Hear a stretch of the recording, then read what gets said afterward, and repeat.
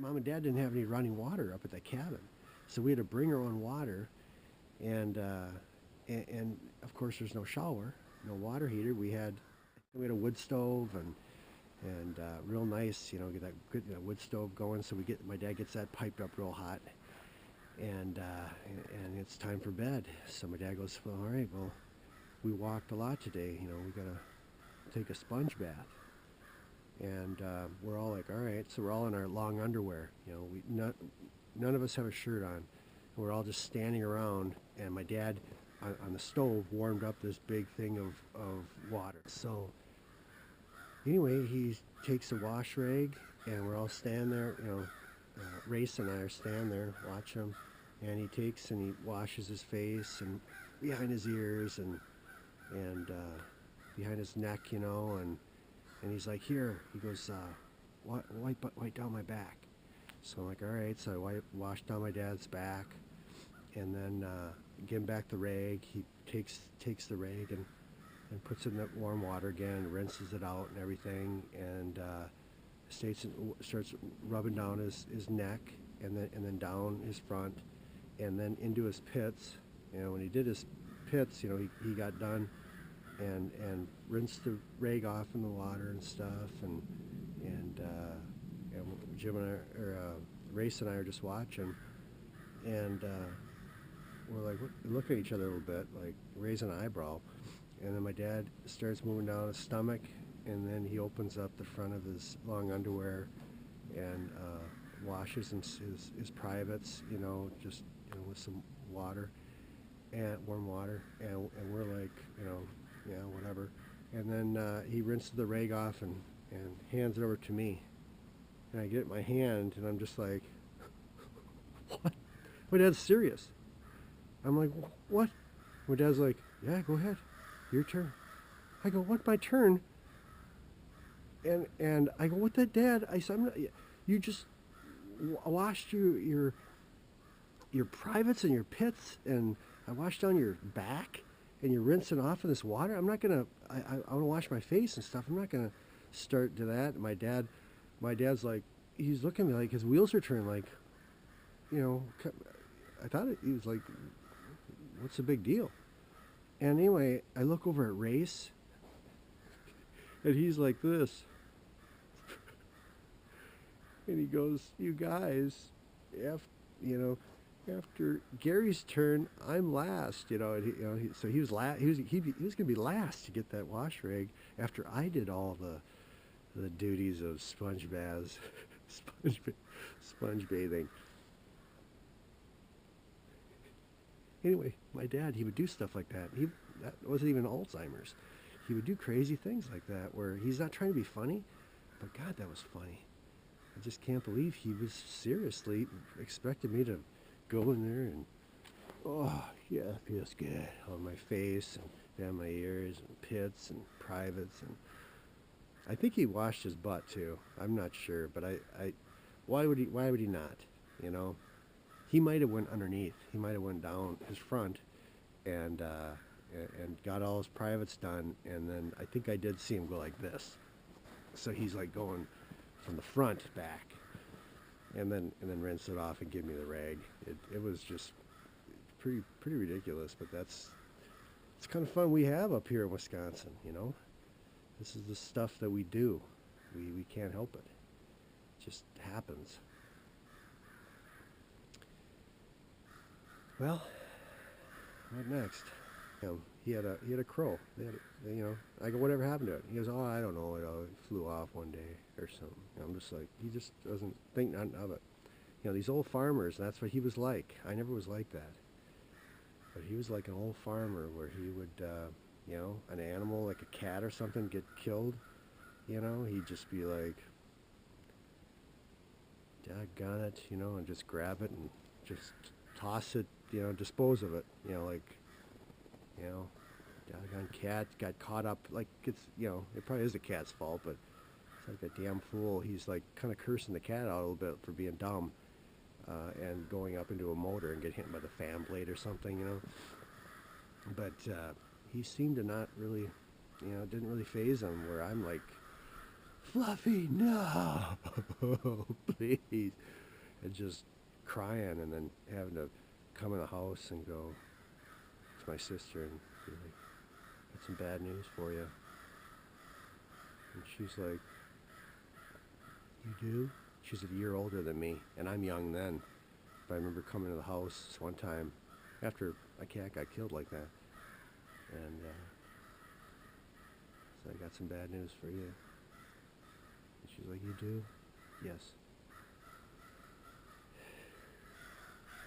Making it all dramatic, and she's just like, just every word out of my mouth, she wants to hear it, but she's just like, she knows something died, something she knows, you know, I've told her before about when things like this have happened.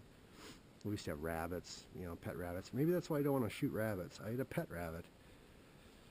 And I had a pet guinea pig. But anyway, it's we got a lot of cats out there. And she'd be like, just tell me, Gary. I know, just tell me what you're going to say. Say it. Don't do this to me. Let's just hear it.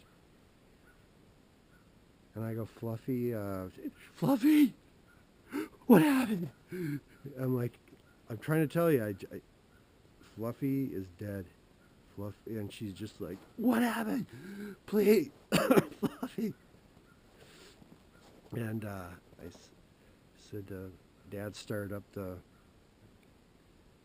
old truck, and Fluffy was in. You know, Dad had it on earlier, and the cat must have crawled up there because of the heat in the wintertime. And anyway, she's dead. Fluffy's dead. And you know, this happened all the time. You know, animals. You know, you can't help but get attached to them. As far as I'm concerned, and my sister, and my mom too. But mostly us kids. But my dad, that's part of life on the farm. You know, he'll feel bad a little bit, then he's just on like, hey, nothing you can do about it. You know, it's gone. You know, it's no use crying over it. Let's move on. There's things to do around the farm. You know, that happens. You know, that's what it's like. It's dangerous out here, and he was right. But he could somehow just justify everything that way, and make it where it didn't bother him much. You know, he felt bad and got over with real quick, and he was just on with life. So, but I never picked up that trait from my dad. I just feel bad when, you know, pets especially. Jeez, I get attached to them, man. I don't know. If anything, when something happens to my cats, I'm probably gonna take time off from the show, from work, you know. Hey, folks. Welcome back to the Gary Hartford Show. Well, I walked up the ravine quite a bit.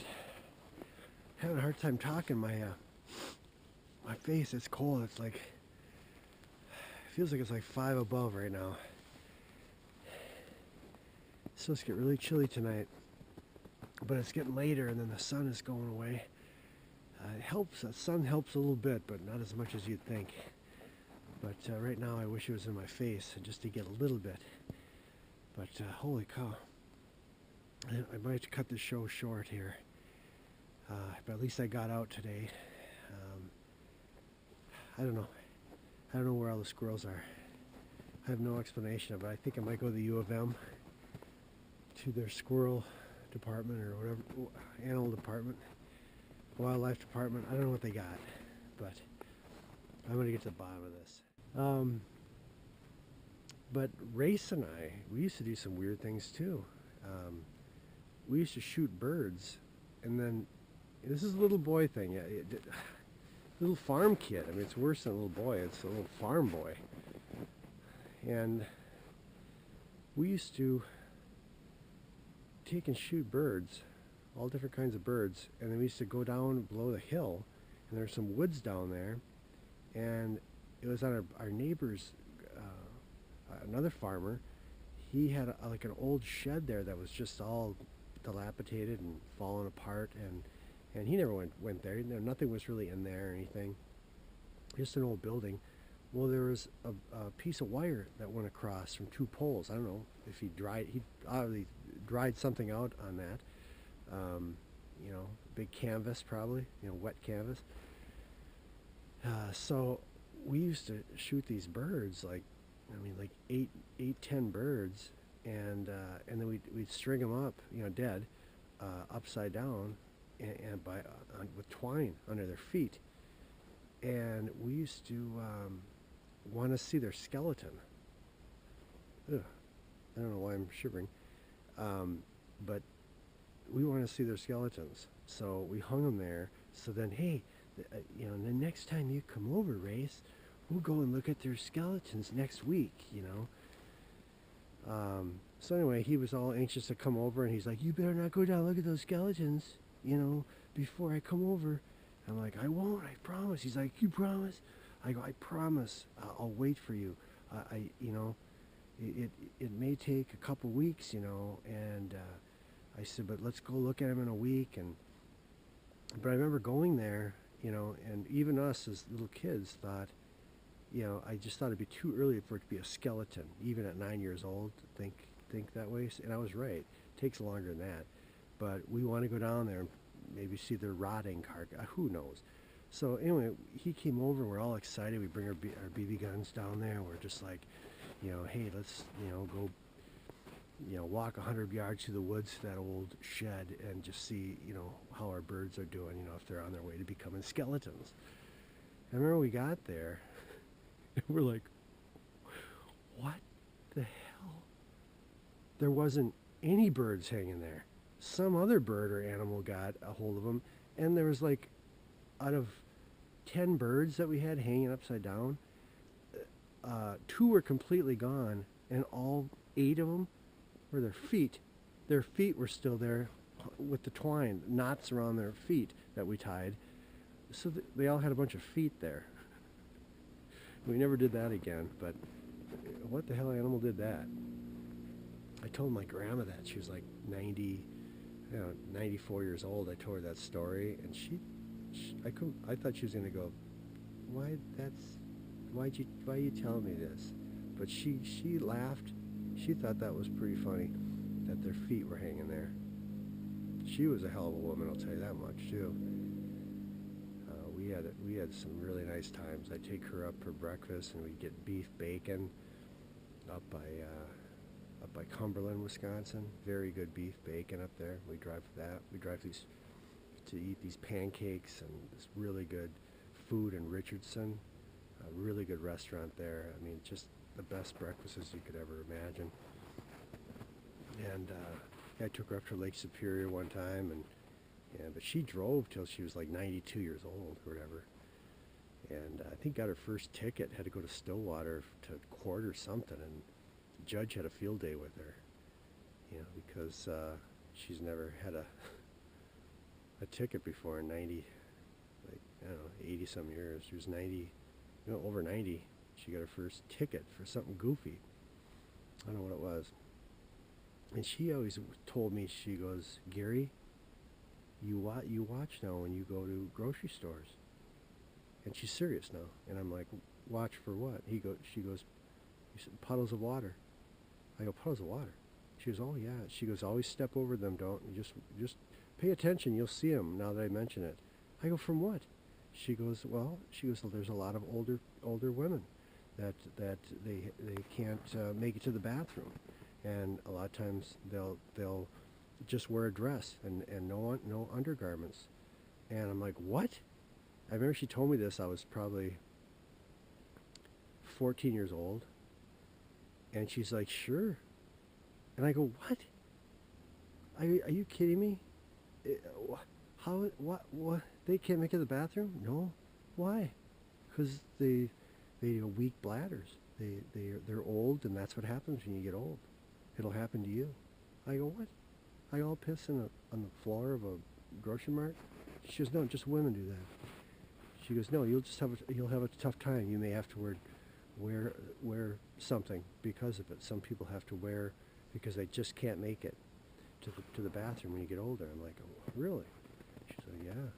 So anyway, one time I was shopping with her, grocery shopping, and it was like, I don't know, 3 months later, after she told me that story, we picked up some stuff, and I was going to stay overnight at her house.